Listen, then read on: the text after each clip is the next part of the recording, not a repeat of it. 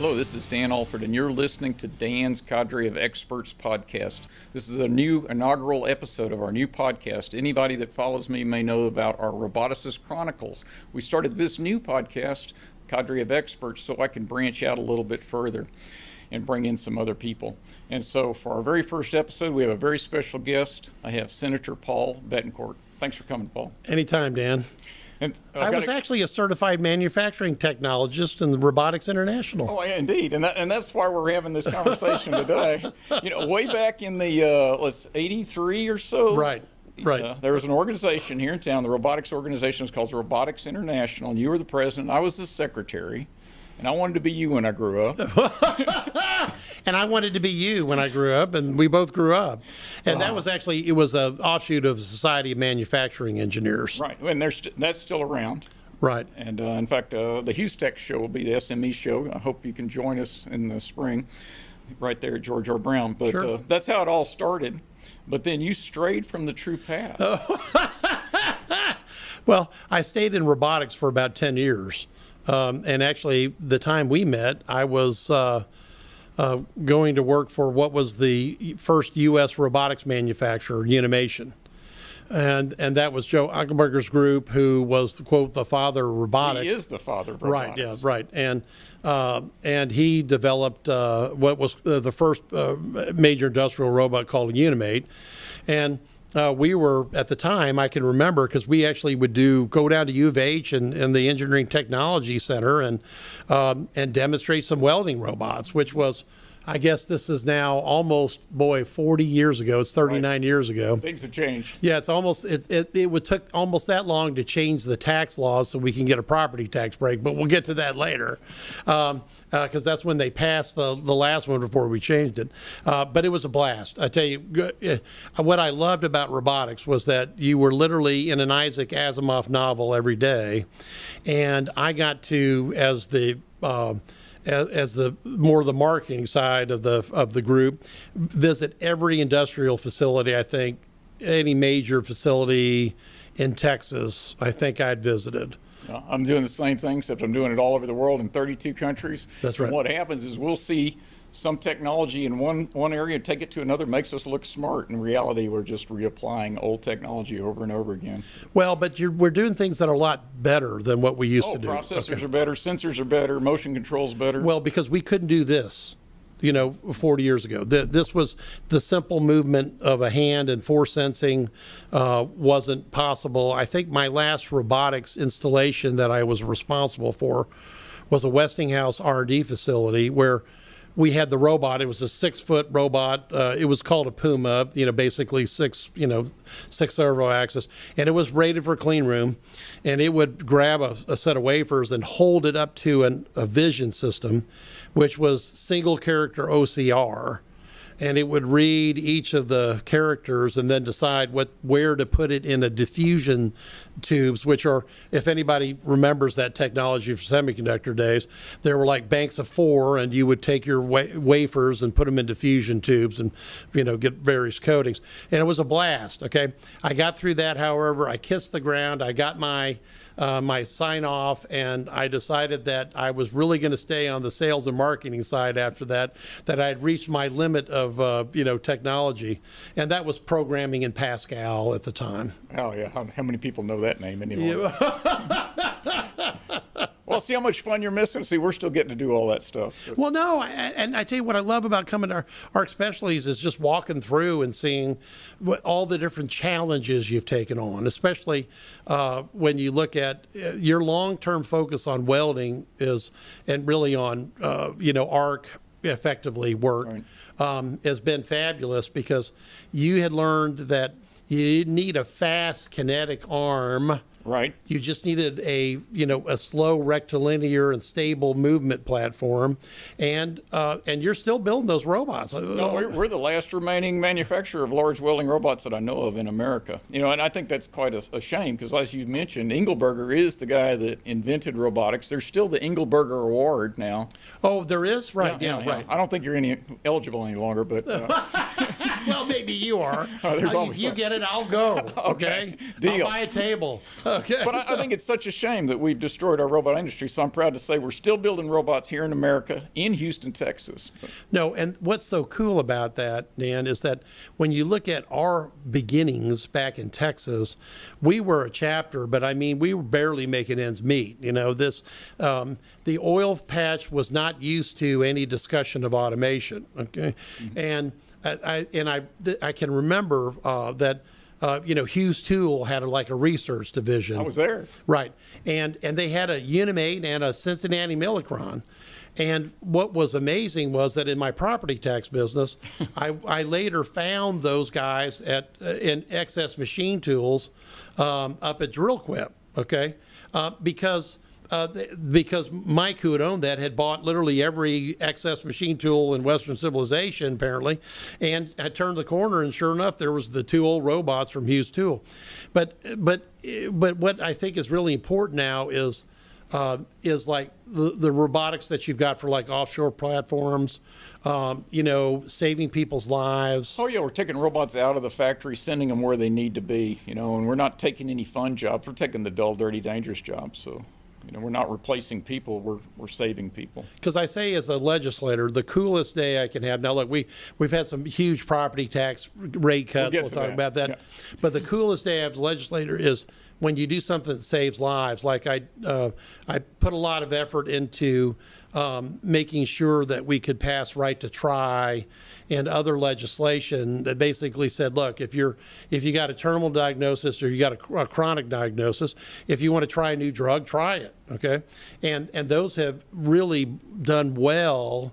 And so when you see those applications like you've got are great.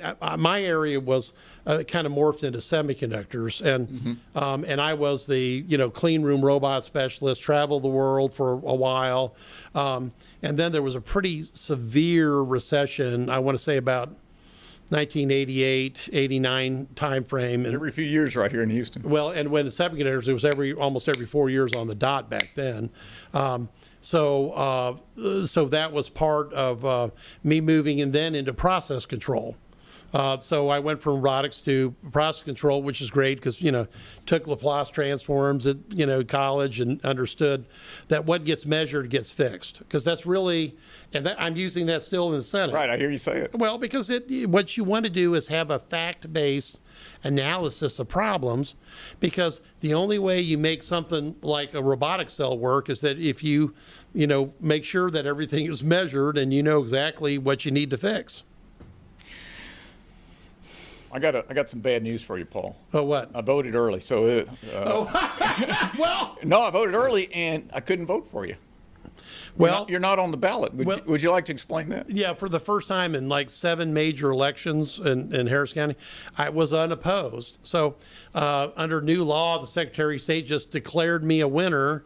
And apparently I'm like a little footnote at the bottom of the ballot that said the following people have been declared winners. And, Paul Bettencourt is one of them. So it's a great thing to be declared winner. But even though I've been very active trying to, overturn what I consider to be bad energy policy at the national level, bad spending and bad, practices here, like letting violent criminals out like popcorn on low dollar or personal reconnaissance bonds, and they happen to go out and kill 184 of our fellow citizens. So, so when you went to vote, how did it go? Oh, it went smooth. Okay. Thanks to all the volunteers. In fact, I do that too. I'm a poll clerk on election day, but went very smoothly, no problems at all. But it brings me back to today is so polarized. And yet you ran unopposed, and so I want to know are you the old school guy that can cross the aisles, or are you just awesome? What's the explanation here? Well, could I say both? Never mind. Anyway, no. Well, look, from my perspective, I've always tried to be the same person on TV as I am on radio as I am now, because I can't remember the other stories that people in politics seem to tell over and over now. Because politics is now more about personality than it is about public policy. Now, I like to have fun, and we joke, and I can do the best Sergeant Schultz imitation, etc. But if you stay with facts, like with property taxes, then, I've had bills that have passed out unanimously, okay, for property tax relief. Amazing. Yeah, right, with Democrats and Republicans on board, because I think if you do real things for real people, that's where you get real traction, and I think I'm now the longest serving Republican office holder in Harris County, 24 years, okay, but the Texas Senate still functions where people will talk, eat in the same lunchroom. They may totally disagree out on the floor. If you remember the old cartoon, let's see, with what the coyote and the Roadrunner. Yeah, the Roadrunner. But it was the sheepdog and they would watch the sheep, and the two guys would fight each other, and then they were in the middle of a giant fight, and the whistle would blow and lunch would break, and then everybody would stop and they would eat, they'd have fun. How's the wife and kids? And then they go back to fighting. So. Man, you're giving me hope. Yeah, well, because I believe there is hope, okay? Look, when you look at this, you always start out, political movements like the Republican Party will start out with a Reagan on principle. They'll move to, public policy, maybe like with Gingrich contract with America. And then it gets into power and control and personality from there. But I think it will reset again. Look, we got two big real problems that we're facing right now. One is energy independence. We need to go back to that, and the other one's inflation. Okay. Yes. And they both relate directly to federal policy. Okay. There's state elements of that, but so I think these national elections are important. But once the win or loss occurs, it's time for people to get down to business. Look, the Fed waited at least a year, maybe, it was like watching molasses pour before they finally decided to raise the rate. That's because inflation was transitory. That's right. Well, they claimed, okay. Didn't work out, did it? Now it's systemic and in the core, which is where we knew it would go, and would be there anyway. And you and I have seen enough business cycles, okay? Because I've read enough history, and right. I've got a $10 trillion Zimbabwe bill pinned to my wall in my office. Yeah. That's what happens when you print too much money, Paul. Well, no, and you and I both started businesses in recessions, okay? Because actually in a recession, people have time to listen because they're trying to cut cost, whether it's robotics or, in my case, property and property taxes too later in life.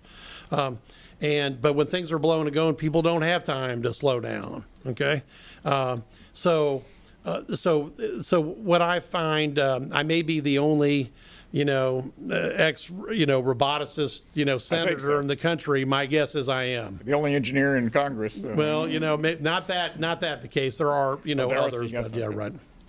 Okay, so, one more thing. So, what is your average margin of victory? You've been elected how many times now?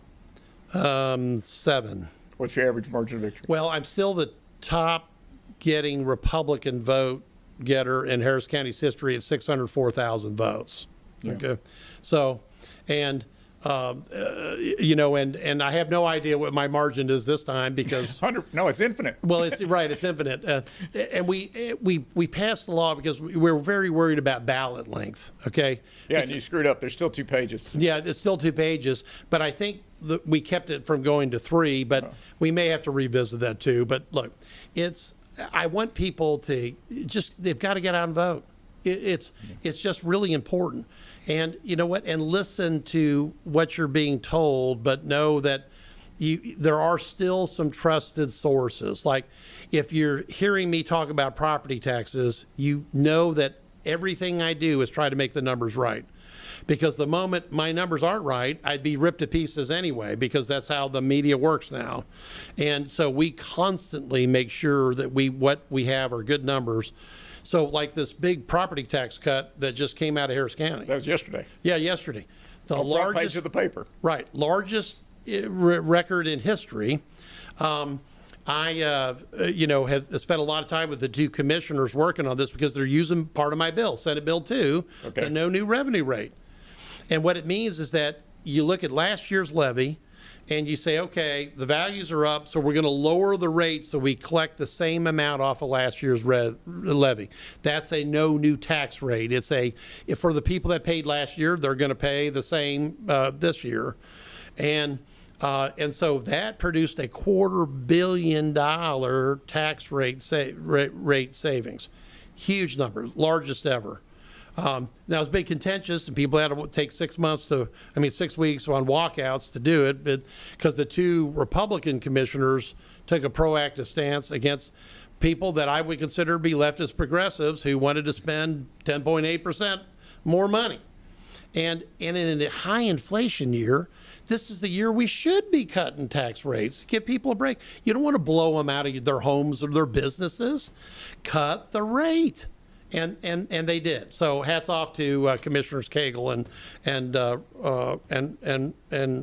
Ramsey for doing that. Yeah, well, it was a complex way it went. Yeah, well, it was complex in Brazos County too. Was it? Yeah, and two people did there too. And the same MO.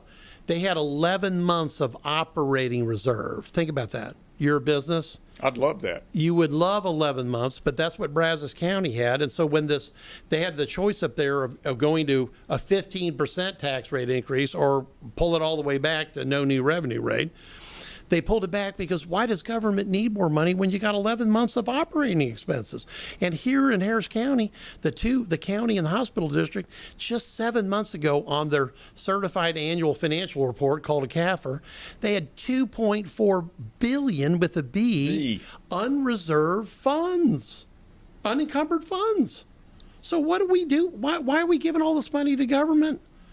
And that's after you built a $1 million unused COVID hospital. Oh, right. And there's not or claiming that parks expenditures are fighting crime or bringing in another layer of administration to somehow supersede the elected officials and, the county administrator, new job.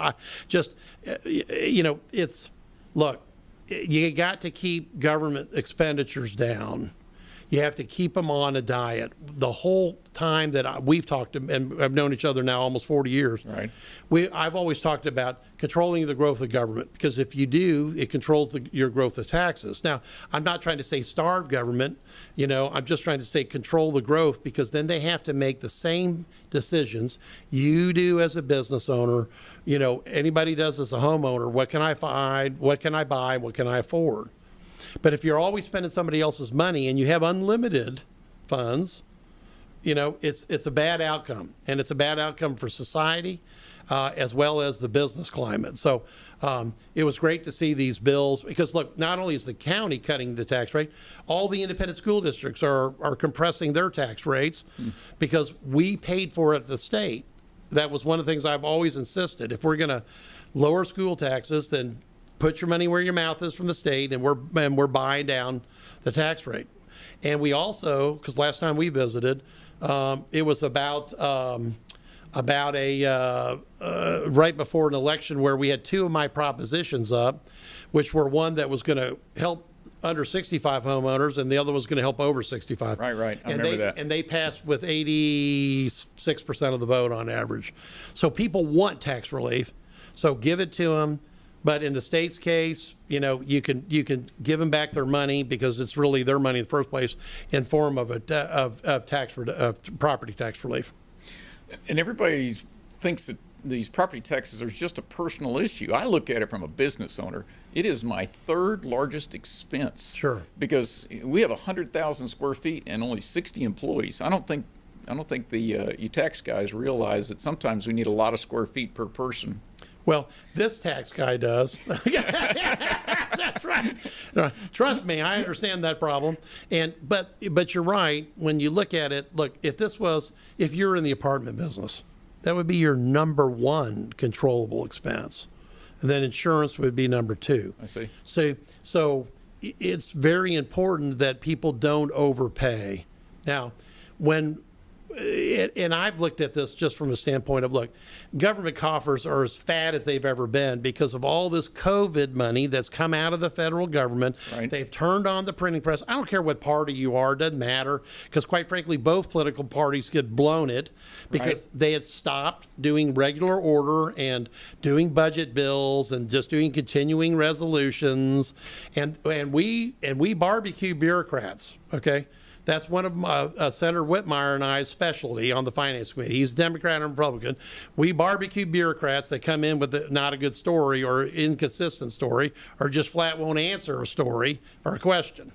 And you have to have that control. You never want government to say, oh, we're out of the budget business. You guys do continuing resolution. Federal agencies, just spend whatever you want. I would not want to serve in the congressional job without a balanced budget amendment, and thank God we still have one in Texas. Yeah, well, and again, it's not just me being selfish on these taxes here. I work with Greater Houston Partnership a bunch. I love the guys. Patrick Jankowski's going to be my guest soon. Oh, great. Okay, yeah. So that'll be a lot. The economic. He's the guy. Right. Yeah, he's the guy. But so they'll bring me in to talk to people that are thinking about moving their businesses here.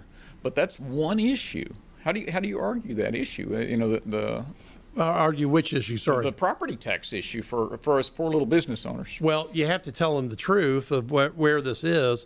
Now, the great advantage here is you don't have a corporate or a personal income tax. Right. That's the good news. And we have, and a bunch of them because we've had a whole bunch of people come out of California relocate their businesses here because after the last change in their personal income, they were up to a marginal rate of 55% when they had the California income tax on top of the federal tax.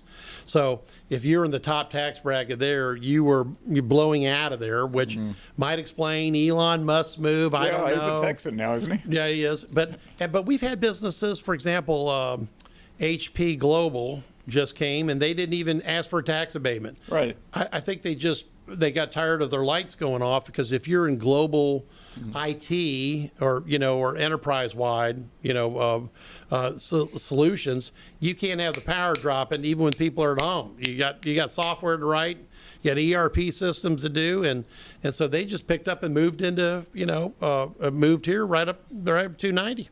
Yeah, bless their hearts. Glad to have them. I'm glad we had them too.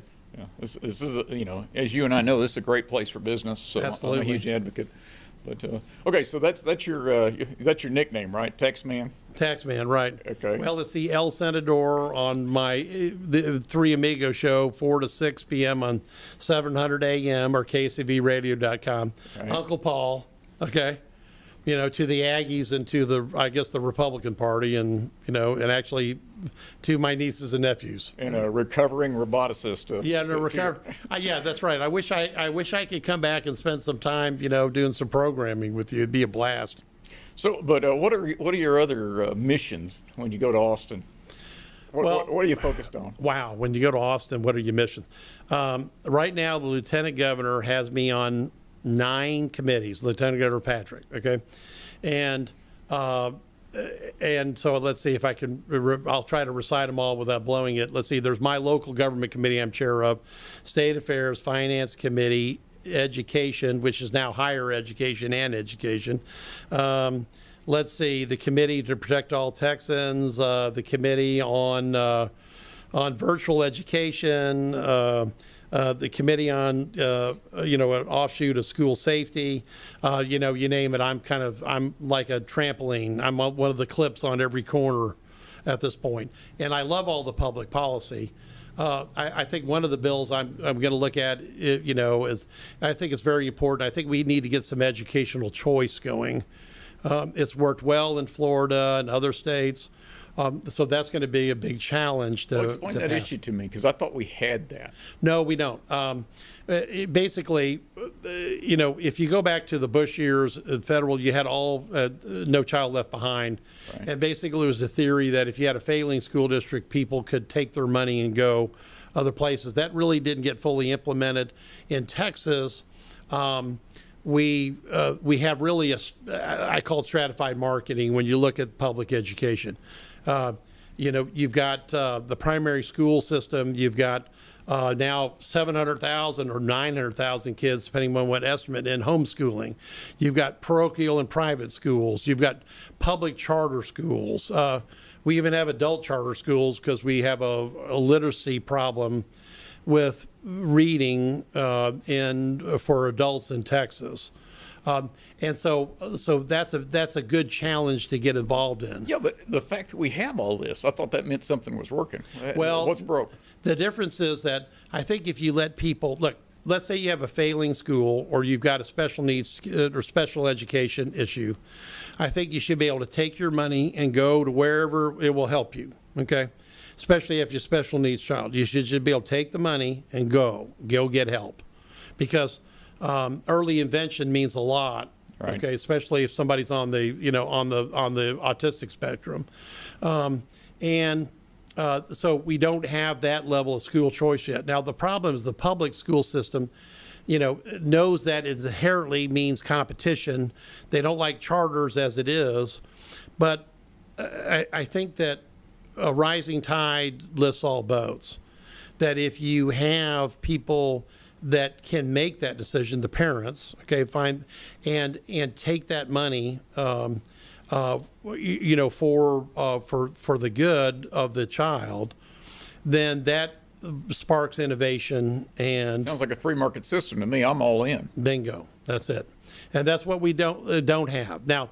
We have changed a big reform in 2019. See, we did something that really no other state in the union has done, that we've researched back to World War II. We did property tax relief, cities and counties and school districts at the same time that we did school finance reform. So we put more money in the school system, but also paid for more money for property tax relief. Then we had H.A.T had a terrible board. They got into trouble. They hired and fired a superintendent at a Mexican restaurant. 2 days later, a public news. You can't make this script. So violating the Open Meetings Act, whatever, 100 different ways. They get a 100-page TEA report, and the TEA commissioner is about ready to take out the corrupt old board and replace them with a board of managers. They appealed. They got into the Third Court of Appeals, and that court decided not only were they not to be replaced, but they stripped all the A through F.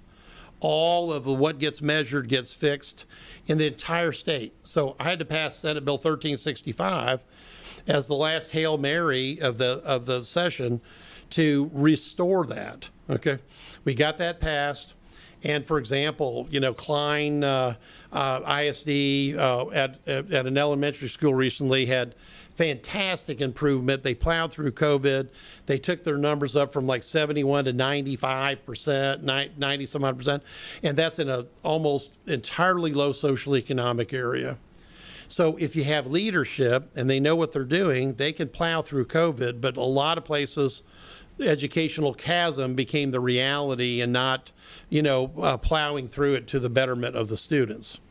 So we got a lot of that to do. So that's kind of the stuff that I get involved. And as the techie guy, I do get involved in, all sorts of interesting, one-off, technical issues of the state.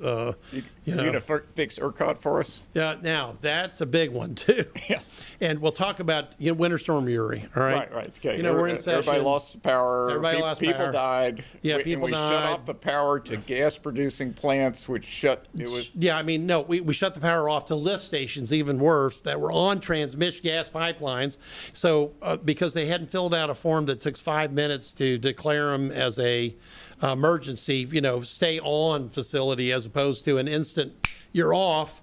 So we basically spiraled down to the whole grid was at 59.6 megahertz, which was in electrical engineering H.E. double hockey stick land. And we were really close to having, a backflow on the grid, which would have been really bad news. Now, that means the clocks run slowly, and then there's probably some other. Yeah, right. There's other things, well, like really bad stuff. But anyway, we lost the nuclear plant down at Bay City. Had a steam valve that busted. Everything went wrong. Could wrong. Perfect storm. Right now, so we started having hearings, and as a guy that was in plant operations, okay, and sold control systems I said, okay, have you ever simulated this? What? What a concept. They had never run a summer load shedding or winter load shedding simulation ever. Just blew my mind off. These guys came up. I mean, the guy that was head of ERCOT at the time was making nearly $1 million. Hope he fired him. We finally managed the Senate through leadership of Dan Patrick and every of the senators. Yes, he got fired.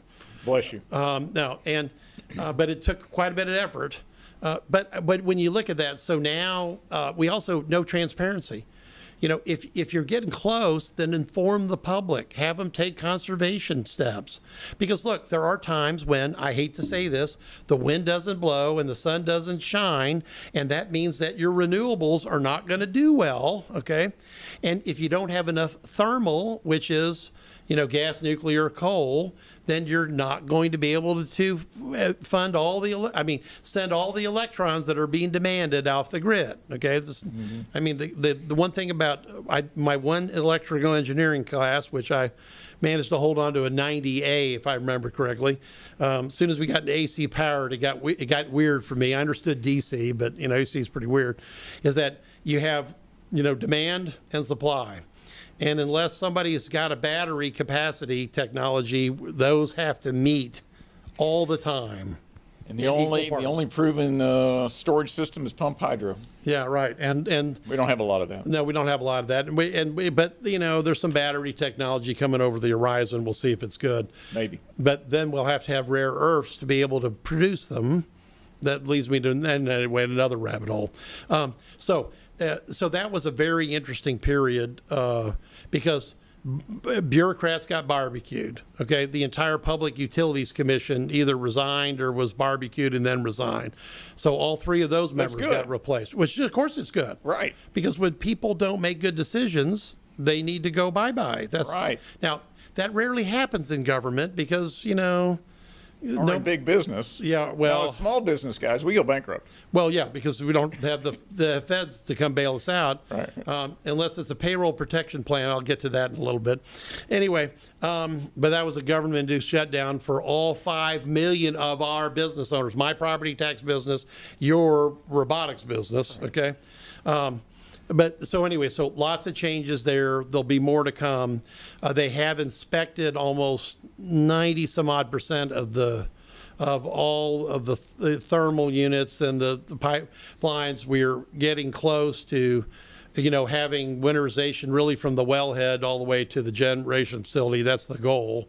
But you just have to stop doing stupid things like don't register your lift station as a critical piece of infrastructure, you know, so that when the power goes off, you lose power too. That means you shut gas pipelines down and all sorts of cascade problems. That's what happened.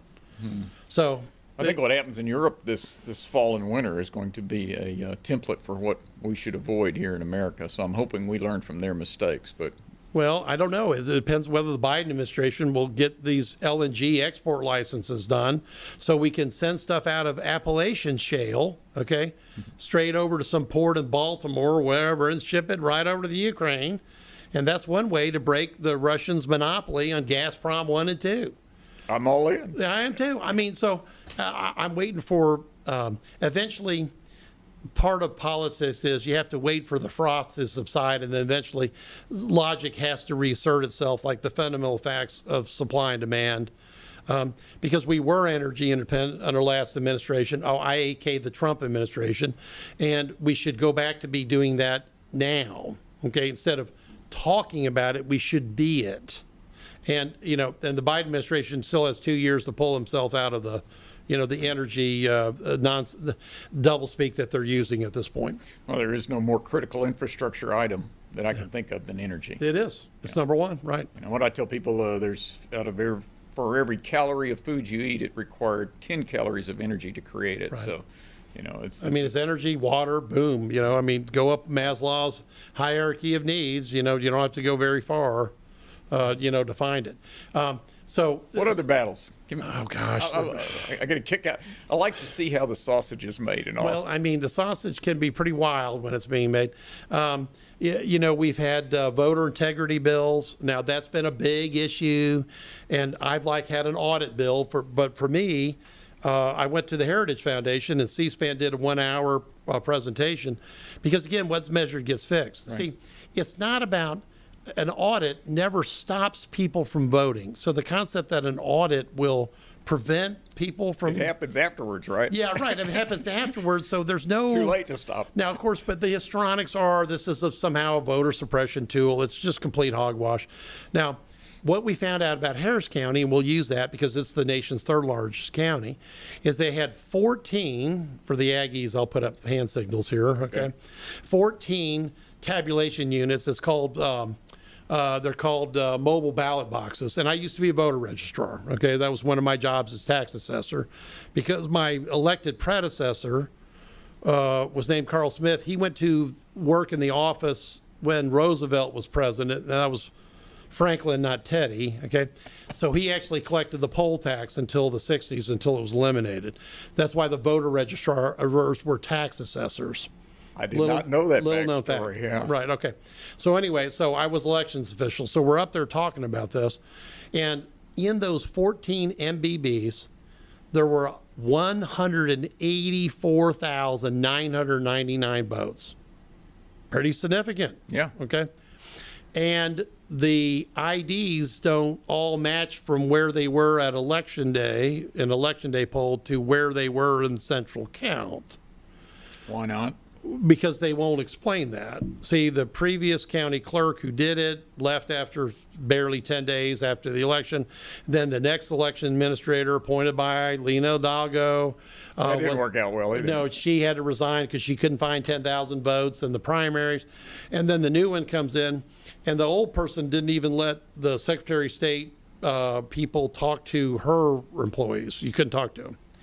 So we have this mystery. So basically, the Secretary of State sent a letter and said, here, whatever you do, don't violate state and federal law, because there's violations of that. You have to keep records for 22 months because you have to be able to go back and look at the stuff. So that letter went in. It came, another giant political football, but it was really a warning to say follow the state and federal laws on record retention. Because this new, Republican Party chairperson, Cindy Siegel, she's not going to sign off if there's not a chain of custody on these ballot boxes. Good. Yeah, I agree. It is good. Mm-hmm. Because you don't want that to happen. It's because then, and maybe as best we can tell, those were amalgamated. They put additional, because when it's working in a poll, it's got like a 10,000 limit on voters. Some of these things had 19,000, which meant it was combined later back at the office. Obviously. But you have to have a chain of custody, because it's great to combine if it's all the chain of custody. This seems so doable. Every month we reconcile our account. Well, you have to. Why wouldn't I want to reconcile the vote? But look, in business, everybody does audits. And so I went to Washington, and they picked up on this one statement. I said, look, when I testified for photo ID 15 years ago as a tax assessor, that was very controversial. I'm now saying audits are going to be ubiquitous. They're going to be everywhere in the future. And then somebody is now proposing legislation or rules, I think, that if our audits are wrong, in business, that they can claw back CEO funding and taxes maybe or something. I mean, I just saw that day. Look, it's just, again, what measure gets fixed? If there's a problem, fix it. Tell the public about it. Don't do it again. That's really how small business goes into medium-sized business, becomes large business. They follow the same pattern, because if what they didn't work or they couldn't sell it, they'd be out of business.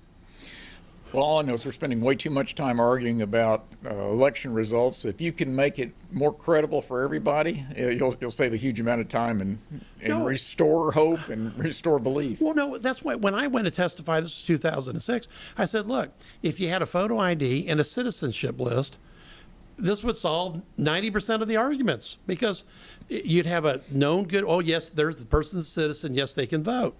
Now, 15 years later, I have people arguing with me that non-citizens should vote. And they're doing that in local elections in other states. And look, no offense, one of the few rights of citizenship is, besides being thrown on a jury and, that type of stuff, is to vote. So I would much, maybe I'm old-fashioned. No, I'm with you. Okay. I'm with you. That's right.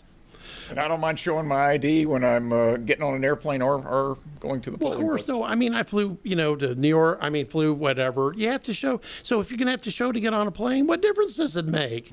Yeah, and so, I'm hoping that eventually those type of common sense solutions have to finally be recognized as reality. Part right now, because the personality level of politics is so high, Right. that everybody just starts attacking personalities and they don't even come back to. But everything I do goes back to a public policy route of what gets measured gets fixed. Well, stick with it, because if it was undisputed, it would save so much time after each No, election. I agree. And right now that's the problem, because you've got people that don't believe the results. So great. Making movies about it. No, right. So take take an electronic system, do a zero tally tape at the start of the day, and make sure there's no votes on it before you start using it, and then do one at the end, and compare the results and send it out. Let the public see everything, not your votes, obviously, because it's maintained, but see all the numbers and stop putting fog of war into something that shouldn't have any. And I know it can be done. I told you I'm a clerk. Not a judge, but I'm a poll clerk, and the judge I work for is absolutely meticulous. Back when you had to press the red button at the end a few years ago. Yeah, right, cast ballot. Right. Yeah, we had some guy managed to walk away without pressing the red button. So it was my job to stand there, not let anybody touch that one until they found the guy, got him back came here to back, cast and he his pressed that ballot. Yeah, and it would have been so easy to either discard the vote or press the button, but no one even considered that. So it can work, Paul. I'm seeing it. No, you can. And look, there was a guy out a precinct on the west side of town, because I actually started, one of my jobs was a precinct chairman, and he was the Democrat precinct chair, and my election judge, who was doing it, a gentleman named Gene Sherman, who's is not was a great guy at that time. I just said, let A be your number two guy. Well, let him be the alternate election judge. Why not? This was before we passed laws making sure there was one Democrat and one Republican in each poll. Which I like. No, I like. And so go vote, go vote and go vote. Yeah, there's a big crowd on the first day, but today it was pretty easy. No, right. And actually it'll be easy, through the rest of this week. And then the last 3 days of early voting, Wednesday, Thursday, and Friday, really take off, because people figure out they're at a football game or they're out of town on Tuesday or whatever, so you've got at least a week's worth of days to vote, really, because you can vote all the way through the weekend and all the way through Friday of next week. And then there's election day, I believe. Right. And that's but the election day is no longer election day. See, 70% of the ballots come in early. 70. Yeah, so everybody always talks about the October surprise. You remember, Well, it's too late. Yeah, President Bush's DWI the weekend before, that was a big, it doesn't work like that anymore. If you had an October surprise, you better have already played it, because. It needs to be September. Yeah, right, because it needs to be a September surprise. I agree, right. Interesting. What else is on your mind today? Well, what I love is, Dan, about our relationship, because it goes back so many decades. It's always based on what you do actually works, because you have to perform. Right. Otherwise, I go bankrupt. Yeah, right. It's a real simple equation. And that every Friday we're even with our employees, because we pay them, their money. Okay, and I know your folks love working here, because the challenge, what I loved, it was just so awesome to be in the environment of new technology, going from one place to another, trying to solve technology problems that nobody else could solve, but you could solve with robotics, using one of the first vision systems, Right. And now we've got 3D vision. Now we got 3D vision and tactile sensing, and we've got things that look like the Cylons on Battlestar Galactica, okay? Except they work better. I mean, the Boston Dynamic videos Of the dogs. I mean, they're almost military ready. They are. They're getting weaponized. I mean, so and so I love that. So it's like whenever I come back and visit you here at Arc Specialties, it's just like coming home. Well, it's not for everybody, because the jobs we tackle are tough. Sure. In fact, one of my engineers, he's got a great version. He says at every point in each project, he has what he calls the food truck moment. And that's the food truck moment happens when he doesn't know how he's going to finish the job. And he says, if I ever get through this thing, I'm going to quit. I'm going to go buy a food truck. But what happened? Or open a property tax company. Something like that. Right, yeah, that's right. Okay. But well, my wife did say there was as much money in low tech as there was in high tech. So, indeed, there is. Okay, so but what happens if you're the kind of person that loves these challenges, then you solve these problems, and then you don't want to buy the food truck, and then I give you a new project, and the cycle begins over again. Yeah, right. Cycle begins all over again. But you have to be the right kind of person to crave that kind of challenge. Well, no, and like in my company, our folks love solving those riddles. They love going in on an individual basis and getting a reduction because you have many moving parts, and you got to be able to present evidence, et cetera. And it's really a lifetime of learning. Okay. That's really what all this is about, and for me, that generalist background of all those industries was a enormous advantage for me when I went into the process control business, because I knew what a textile and a power unit and a manufacturing, discrete, much less continuous processes, did, and then all of that put together when I became a tax assessor meant I understood the guy's problem that was complaining about it. So I became the first ever tax assessor for a tax cut in the state of Texas that I could determine. But we automated the office that was in the 19th century on banking ledgers, because it didn't even have credit and debit, had Sanskrit for an old COBOL program, and less than a half a dozen PCs. And this was just 1998. Okay. And we were the first tax office that put the tax bills online with the help of Jim Robinson, who was the appraisal district. We were the first ones to take payments online. We did the first vehicle registration online. It was great to see how fast you can automate government. The real difference between government and the private sector is the government doesn't have any incentive to stay up with automation and stay up with best practices. So that's why I've actually designed some of the property tax stuff to slow the growth of government, so they have to think about efficiency, so they don't tax you out of house and home. And it's a long-term process but what's really happened, I think, the major public policy change and everything we have to look at now is when you and I first started back 40 years ago, you used to have a savings rate at a passbook savings. You used to go to the bank. I remember that. They used to give you, They gave you interest. Yeah, gave you interest, right. And we've been in an almost a zero interest rate economy for so long, and now all of a sudden we have interest. So the value of compounding is back on people's mind, but they also know inflation is like a negative compounding on their earnings, and that's a wake-up call for everybody. So as long as I'm still in this, what I consider to be one of the best public jobs in the country, because you still own a business and be in government. What is your salary in the government again? $600 a month. Congratulations. Yeah, after you pay just the insurance on me, I think I have like $3.12 left over or something. I don't even know. But what that's success in your book. Right? Yeah, that's success because I'm taking that time to make sure that I do everything as local government chair to get people to think about doing things less expensive, best practices, stamp out corruption wherever we see it. That's why I've been very vocal about this Harris County race, because we've had clearly corrupt contracts come out of Lena Hidalgo's office. She's the only county judge in America that's got 3 indicted staff members still on the county payroll. Still attending meetings. Still attending meetings. Quite a distinction, when you look at it.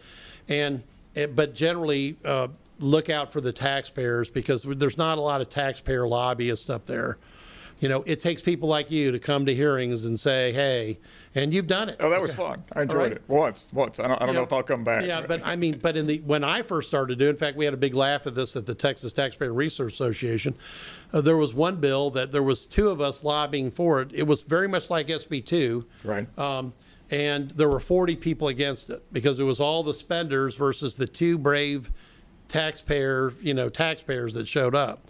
Now, I knew we had won the battle on property tax relief in 19 when the only people that showed up against us, even in Austin, even in the People's Republic of Travis County, no real person showed up and said, hey, I'm not being taxed enough.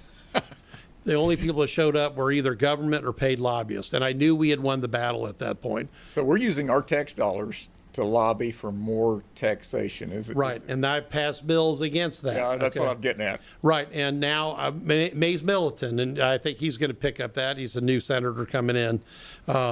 And I do serve with some really great people, really in both parties. And they all have good specialties to talk about things. And so we do listen to each other. So as long as we can listen and learn and do some work, I'll be around maybe for election number 8. Election 8. I hope so. Well, I, for one, appreciate your service. I think the founding fathers said something about citizen statesmen, not supposed to be. And so I tell people that you epitomize that, and I appreciate what you're doing for all of us. I encourage you to keep working on both sides of the aisle. Civility is in undersupply nowadays. Well, it's that or we're going to have to make some protocol droids out of these kukas here or whatever else you got available. And I guess I got their agreement by the last movement there of the last 6 axis. I'll give you the last word. What else going on? Or can we get you back later? You can get me back later. And look, just keep listening to this stuff. And if you have opinions, go ahead and let them be. Tell elected people about it. They need to hear from real people about real concerns. That's the key thing. Because a real person talking about a real problem can change a lot of minds, and they can. And you've seen it in those testimony, when a real person lights up and says, "Hey, I've got a real problem." Everybody listens, because that one person represents thousands. In my case, I represent 1 million people now. What we think. Do you? Wow, yeah. Very good. And so it's great. And I want to come back and see what more advancements you've got. Okay. In the robotic world, because it makes me want to read another Isaac Asimov novel like I did when I was a kid. Oh, he inspired me too. That same one? Those 3 laws of robots, I'm still having to apply them every day. Yes, the only thing, right, yeah, either the first 3 laws or the 0th law, or what I like to add as a Trekkie is, we should end by living long and prospering. Well, Paul, thanks for coming on the show. I've thoroughly enjoyed it. I know my audience will, and I hope to get you back on again. Okay, thanks, Dan.